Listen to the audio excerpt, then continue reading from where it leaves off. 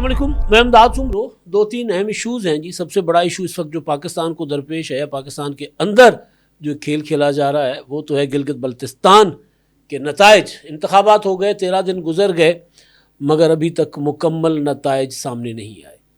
और जिन अरकान का नोटिफिकेशन जारी कर दिया गया है और जिस तरह तमाम नशस्तों का नतीजा ना आने के बावजूद जिस तरह मखसूस नशस्तें अलॉट की गई हैं, तो उस पर सवाल खड़े किए जा रहे हैं। हुक्मरान जमातें यानी मुस्लिम लीग नून और पीपल्स पार्टी भी ये सवाल कर रही हैं कि खेल कौन खेल रहा है, कौन बीच में पड़ गया कि अभी तक गिलगित बल्तिस्तान का मसला जो है इंतखाबी नताइज का वो हल नहीं हो पाया। एक तो इस पर बात होगी, और जिस तरह अब पार्टी पोजीशन सामने आई है और जिस तरह 3 हलकों के नताइज जो हैं वो अभी तक सामने नहीं आए, तो कौन हुकूमत बनाएगा? क्या वो जो नादीदा कुव्वतें हैं या वो जो पर्दे के पीछे बैठकर खेल खेल रही हैं, पता नहीं कौन है, वो कामयाब होंगी या सियासी कुव्वतें कामयाब होंगी? एक तो इस पर बात होगी, पार्टी पोजीशन पर बात होगी, और ख़ास तौर पर जो आईपीपी को मखसूस नशस्तें दे दी गई हैं 4 के ऊपर 2, जिस पर सवाल खड़ा किया जा रहा है। बज़ाते खुद तहरीक इंसाफ वाले भी सवाल कर रहे हैं कि भाई तहरीक इंसाफ को अगर या सुन्नी इत्तेहाद काउंसिल को अगर कौमी असम्बली में और सूबाई असम्बलियों में मखसूस नशस्तों का हकदार नहीं ठहराया गया था, सुप्रीम कोर्ट ऑफ पाकिस्तान के फैसले हैं, तो फिर आईपीपी की झोली में 2 मखसूस नशस्तें कैसे फेंक दी गई? पीपल्स पार्टी दावा कर रही है कि उनके पास 17 से 19 तक के अरकान की अक्सीरियत हो सकती है, लेकिन उनकी अक्सीरियत को ख़राब करने की कोशिश की जा रही है। मुस्लिम लीग नून हैरान और परेशान देख रही है खड़ी होकर कि उनके जो 2 आज़ाद अरकान थे वो कैसे इधर उधर हो गए। तो सारे मामले पर बात करेंगे। दूसरा, आज फिर मोहसिन नकवी साहब ईरान रवाना हो गए हैं, वज़ीर ख़ारजा इसहाक़ डार साहब मिस्र चले गए हुए हैं, और बन्नू में एक धमाका हुआ है, दहशतगर्दी का एक बहुत अलमनाक वाक़या हुआ है। तो इन सारे मामलों पर बात होगी, लेकिन पहले इन दिनों जो आज़ाद कश्मीर में हो रहा है, आज़ाद कश्मीर में जो गुज़िश्ता आम इंतखाबात थे, उन आम इंतखाबात में प्रोजेक्ट साजी की गई थी। जो 2 बड़ी सियासी जमातें पीपल्स पार्टी और मुस्लिम लीग नून, उनका वहाँ सफाया कर दिया गया था, और सारे के सारे जो अपना अरकान थे वो तहरीक इंसाफ की झोली में डाल दिए गए थे।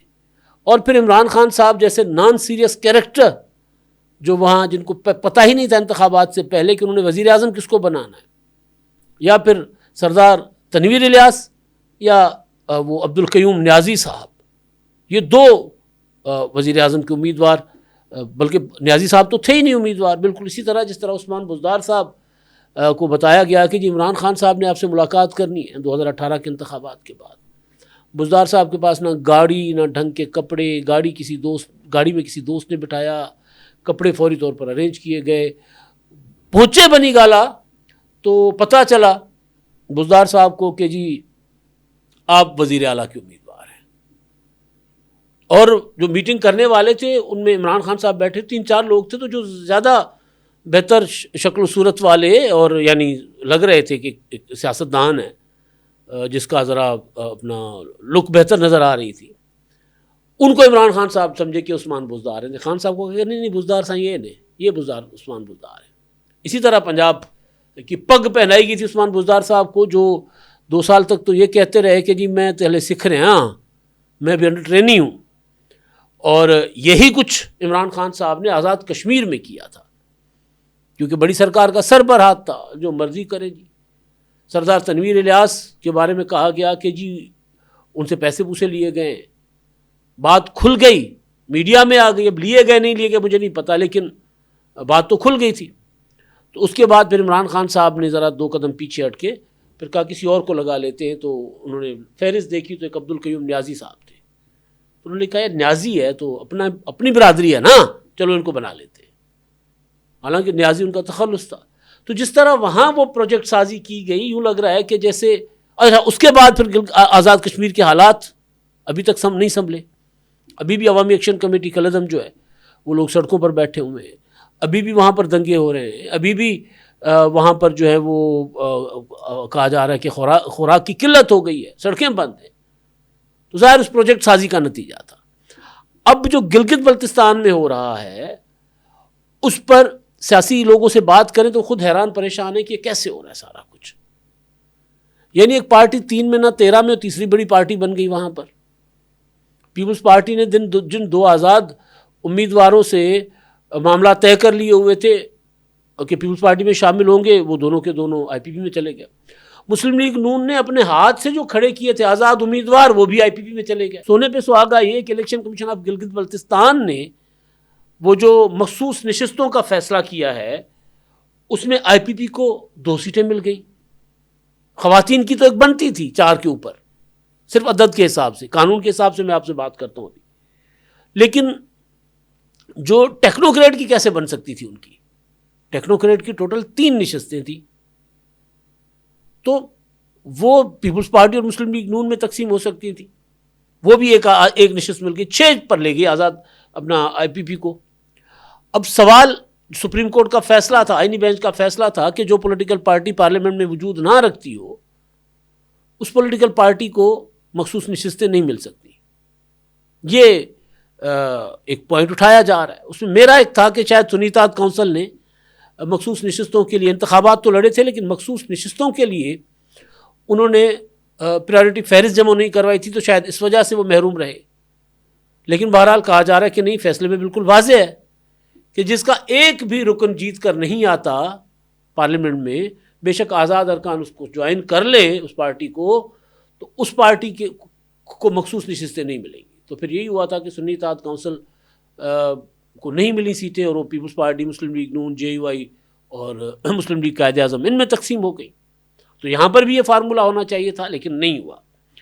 अच्छा, अगली बात, पीपल्स पार्टी के कल तक, यानी फाइनल नोटिफिकेशन होने तक, तो पीपल्स पार्टी के 12 अरकान, यानी एक आज़ाद शामिल हुए नेक नाम, और 11 अरकान पहले पीपल्स पार्टी के जीत चुके हुए थे। लेकिन जो इलेक्शन कमीशन ने फाइनल नोटिफिकेशन जारी किया है, उसमें 9 पीपल्स पार्टी के, 6 मुस्लिम लीग नून के, यानी जो जनरल सीट पर जीत कर आए, और आईपीपी के 4। हालांकि आईपीपी के जीत कर कोई नहीं आया, लेकिन उन्होंने आईपीपी क्योंकि ज्वाइन कर ली 4 आज़ाद अरकान ने, तो वो आईपीपी के 4 हो गए। चलें जी, आईपीपी 4 हो गई। अब मखसूस नशिस्तें पीपल्स पार्टी को दी गई हैं, ख़वातीन की 3, एक टेक्नोक्रेट की। 9 पर पीपल्स पार्टी को 1 मिली टेक्नोक्रेट की, तो पीपल्स पार्टी बन गई 13 अभी आज की पोजीशन जो है। मुस्लिम लीग नून के पास 6, उनको मिली 2 ख़वातीन की, 1 टेक्नोक्रेट। मुस्लिम लीग नून चली गई 9 पर। आईपीपी के पास 4, 1 ख़वातीन की, 1 टेक्नोक्रेट की, यानी 9 वाली को भी टेक्नोक्रेट की 1 मिल रही है, और 4 वाली को भी टेक्नोक्रेट की 1 सीट मिल रही है। तो आईपीपी 6 पर चली गई। अच्छा, अब ये जो नयर बुखारी साहब हैं पीपल्स पार्टी के, उन्होंने अपना एक स्टेटमेंट जारी की है कि सुप्रीम अपीलेट बेंच ने पीपी के 2 कामयाब उम्मीदवारों का ऑर्डर सस्पेंड करके 2 जुलाई की तारीख दी है। पोस्टल बैलेट की गिनती में जीतने वाले पीपी उम्मीदवार को कानूनी तकाजे पूरे किए बगैर हरा कर मुखालिफ को फार्म 49 जारी किया गया। इलेक्शन कवानीन के तहत पोलिंग के 14 दिन के अंदर ऑफिशियल गज़ट जारी होना ज़रूरी है, जो अब तक नहीं हुआ। अच्छा, वो ऑफिशियल गज़ट तो मेरा ख्याल है हो गया हुआ है, या बहरहाल वो नोटिफिकेशन हो गया। अच्छा, अब ये वो कह रहे हैं कि जी जीबी में पीपल्स पार्टी का रास्ता रोकने की कोशिश की जा रही है। ऑफिशियल गज़ट जारी होने से पहले चीफ इलेक्शन कमिश्नर का मेंबर आईपीपी के अरकान को कबूल करना, ये भी उन्होंने कहा कि मजबूर होकर उन्होंने ये फैसला किया है कि पहले तो आप अरकान को डिक्लेयर करोगे ना कि ये जी 4 आज़ाद जीते या 7 आज़ाद जीते, उसके बाद उनको 3 दिन दोगे कि जी 3 दिन के अंदर अंदर आपने कोई पॉलिटिकल पार्टी ज्वाइन करनी है। वो प्रोसेस हुआ ही नहीं है। और वो जो मैंने कहा ना कि वो 4 आज़ाद वो पार्टी पोजीशन में आईपीपी कैसे हो गए, वो बाद में होना होता है। 3 दिन गज़ट नोटिफिकेशन के बाद 3 दिन मिलते हैं जी, आप 3 दिन के अंदर किसी को ज्वाइन कर लें। लेकिन यूं शो किया गया कि जैसे ये आज़ाद जो थे वो नहीं थे, वो आईपीपी के टिकट पर जीत कर आए, और इसी चक्कर में मेरा ख्याल है उनको मखसूस नशिस्तें मिल गई। तो ये सारी जो कहानी है ना, ये सारा मशकूक कर रही है मामले को। और नयर बुखारी ने कहा कि जी हमारे पास 17 से 19 सीटों की वाज़ेह अक्सरियत बनती है, और उन्होंने कहा कि जी आईपीपी की क़यादत ने पीपल्स पार्टी से मुलाकात करके हुकूमत साजी में ताउन के बदले वजारतों का मुतालबा किया। बारगेनिंग के लिए वो आए थे, परसों तक मुलाकात हुई थी ना आईपीपी वालों की, अपना अलीम खान साहब की पीपल्स पार्टी की क़यादत के साथ। और वो कहते हैं मेरी कमर जमान कायरा और अमजद हुसैन एडवोकेट की अमीर मकाम और हाफिज़ अब्दुर्रहमान से मुलाकात हुई, यानी नून लीग से इंशाल्लाह गिलगित में पीपल्स पार्टी हुकूमत बनाएगी और इस्लामाबाद के लेवल पर तो मुस्लिम लीग नून के साथ भी बातचीत हुई है, सियासी डायलॉग का अमल जारी है। ये उन्होंने जनाब बयान जारी किया है। अब इसमें हो ये रहा है कि कोशिशें की जा रही है कि आईपीपी के साथ मिलकर पीपल्स पार्टी हुकूमत बनाए, ताकि पीपल्स पार्टी के सर पर हमेशा तलवार लटकती रहे, ताकि जैसे आज़ाद कश्मीर में अब तक 3 हुकूमतें तब्दील हो चुकी, इसी तरह गिलगित बल्तिस्तान में भी आगे चल के कुछ ऐसी ज़रूरत पड़े तो हम वो करें। लेकिन फिर आज़ाद कश्मीर में जो कुछ हुआ है वो शायद किसी को नज़र नहीं आ रहा कि इसी तरह की प्रोजेक्ट साजी की वजह से तो आज़ाद कश्मीर के हालात ख़राब हुए ना, कि मेन स्ट्रीम पॉलिटिकल पार्टीज़ को दीवार के साथ लगा दिया गया और नतीजा ये हुआ कि लोग जत्थों के पीछे चल पड़े। बेशक जो उनको लीड कर रहे हैं वो किसी एजेंडे पर हो, लेकिन लोग तो अपने मुतालबात के लिए निकले हुए हैं ना। आम लोग, उनको नहीं पता कि ये जो कलअदम अवामी एक्शन कमेटी है किसी के हाथों खेल रही है नहीं खेल रही। लोगों को तो नहीं पता। लोगों को इतना पता है कि जो हमारे नुमाइंदे थे, जो हमारे लिए इलेक्शन लड़ते थे, हमारे पास आते जाते थे, वो तो रहे नहीं दरमियान में। एक खला पैदा हो गया ना, तो खला सड़कों पर लोगों ने पुर कर दिया आके। तो गिलगित बल्तिस्तान में भी अगर इसी तरह की कोशिश की जाएगी कि 13 दिन गुजरने के बावजूद अभी तक मुकम्मल नताइज नहीं आए, गजट नोटिफिकेशन बकौल इनके नयर बुखारी साहब के गजट नोटिफिकेशन के बगैर कैसे आज़ाद अरकान किसी पॉलिटिकल पार्टी के खाते में डाल दिए गए, तो ये सवाल, और उनको कैसे मखसूस नशस्तें मिली, ये सवाल है। अब पोजीशन क्या बनेगी जी? पीपल्स पार्टी के पास 13 और मुस्लिम लीग नून के पास 9, 24 2/3 मेजॉरिटी बन जाती है। वहाँ पे 33 का टोटल ऐवान है, 17 पे जो है वो वहाँ पर हुकूमत बनेगी। तो अगर पीपल्स पार्टी का जो उनका क्लेम है कि उनके पास 12 अरकान है और 12 अरकान के बाद मखसूस 6 पीपल्स पार्टी को मिलनी चाहिए, 4 खवातीन की, 2 टेक्नोक्रेट्स की, तो पीपल्स पार्टी 18 के साथ अपनी आराम से हुकूमत बना सकती है। लेकिन पीपल्स पार्टी और मुस्लिम लीग नून मिलकर हुकूमत बनाना चाहते हैं। गवर्नर मुस्लिम लीग नून का, डिप्टी स्पीकर पीपल्स पार्टी का, ये वहाँ पर बन रहा है, अपना सूरत हाल ये बन रही है। लेकिन कोशिशें की जा रही है कि नहीं, पीपल्स पार्टी के गले में आईपीपी की घंटी डाली जाए, ताकि जब कोई हो अपना बजानी हो घंटी बजाकर पीपल्स पार्टी को ज़रा थ्रेड श्रेड किया जा सके। अब इससे पीपल्स पार्टी के जो जिन काबरीन से और नून लीग के जिन लोगों से बात होती है, पहले तो आपस में आमने सामने थे ना, अब दोनों परेशान है कि यार ये क्या हो रहा है भाई, ऐसा क्यों हो रहा है। ये सूरत हाल बनी है। अब कभी इम्कान, बल्कि जो फैसला हो चुका है वो ये है कि आईपीपी को हुकूमत का ऐसा नहीं बनाना। मुस्लिम लीग नून और पीपल्स पार्टी हुकूमत बनाएंगे। मुस्लिम लीग नून अगर वजारतें मांगेगी तो पीपल्स पार्टी वजारतें दे देगी। डिप्टी स्पीकर के ओहदे पर आमादगी हो गई है, गवर्नर तो वैसे ही मुस्लिम लीग नून का बनना है। तो ये जनाब वहाँ सूरत हाल बन रही है। लेकिन हैरान कुन बात यह है कि आज भी जो नताइज, जो सीटें इलेक्शन कमीशन ने जो नोटिफाई की हैं ना, उसके मुताबिक भी 3 अभी तक नताइज नहीं आए।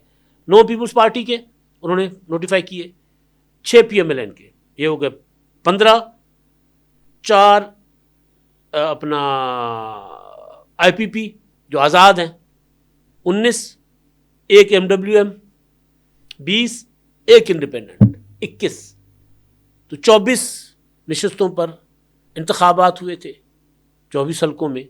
तो 3 हलकों का रिजल्ट अभी तक नहीं आया, और 3 हलकों का रिजल्ट आने से पहले इलेक्शन कमीशन ने मखसूस नशस्तों का फैसला कर लिया।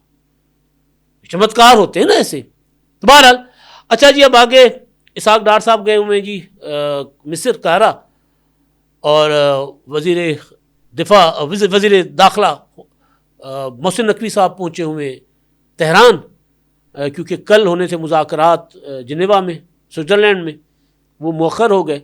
उसके बारे में कहा यह जा रहा है कि ईरानी क़यादत को शायद एक इंटेलिजेंस रिपोर्ट्स मिली थी चाइना की तरफ से कि आपके लिए कोई गड़बड़ हो सकती है, लिहाजा आप फ़िलहाल ना फ्लाई करें। तो उन्होंने ना जाने का फ़ैसला किया। ये ऐसी कुछ चीज़ें सामने आ रही हैं। लेकिन उधर लबनान पर इसराइली हमले मुसलसल जारी हैं। तो ईरान ने कहा कि जब तक ये हमले बंद नहीं होंगे तो हम मुज़ाकरात को आगे नहीं बढ़ाएंगे। MOU साइन हो गया हुआ है, वो सीज़ फायर उसका मरकज़ी नुक्ता है कि जंग दोबारा शुरू नहीं होगी, हमले नहीं होंगे, प्रॉक्सीज़ का इस्तेमाल नहीं होगा तो वो इसराइल कर रहा है हमले लबनान में। तो कल वो भी जंगबंदी हो गई। अब मोहसिन नकवी साहब जाकर ईरान में उनको जो भी उनके खदशात हैं वो सुनेंगे, फिर आगे उनको कन्वे करेंगे। मिस्र जाना वज़ीर ख़ारजा इसहाक़ डार साहब का वो भी बड़ा इम्पोर्टेंट है, क्योंकि अब होगा ये कि अमेरिका इस जंग से निकल गया या जब निकल जाएगा तो उसके बाद इसराइल को रोकना इस्लामी ममालिक के लिए ज़रूरी होगा। तो एक इस्लामी ममालिक का दिफाई निज़ाम बन सकता है ताकि इसराइल को रोका जा सके और फ़लस्तीन का मसला आगे जाके हल करवाया जा सके। पाकिस्तान और सऊदी अरब का दिफाई मुआहदा है और दीगर ममालिक भी इसमें शामिल हो सकते हैं। इस तरह की कुछ कोशिशें की जा रही हैं। बन्नू में एक मुसाफिर गाड़ी में 2 धमाके हुए हैं जी, जिससे 7 अफराद जो हैं वो जांबक हो गए, 3 ज़ख्मी। ये इलाका है अपना मरका बेरा, यहाँ पर दहशतगर्दी का जी ये वाक़या हुआ है। खैबर पख्तूनख्वा मुसलसल दहशतगर्दी की ज़द पर है और वहाँ की हुकूमत ज़िद पर है कि हमने कोई ताउन नहीं करना, दहशतगर्दों के ख़िलाफ़ कोई एक्शन नहीं लेना। अब तक के लिए इतने। अल्लाह हाफ़िज़। 999 कम्युनिकेशन, डिजिटल मीडिया और यूट्यूब चैनल्स की दुनिया में बड़ी कामयाबियां समेटने के बाद अब वेब न्यूज, वेब चैनल और यूट्यूब न्यूज चैनल की तरफ कदम बढ़ा रहा है, जिसके लिए हमें मुल्क भर में रिपोर्टर्स की जरूरत है। ख्वाहिशमंद हज़रात व ख़वातीन नीचे दिए गए नंबर पर राब्ता करें। व्हाट्सएप +92 309 1226 999।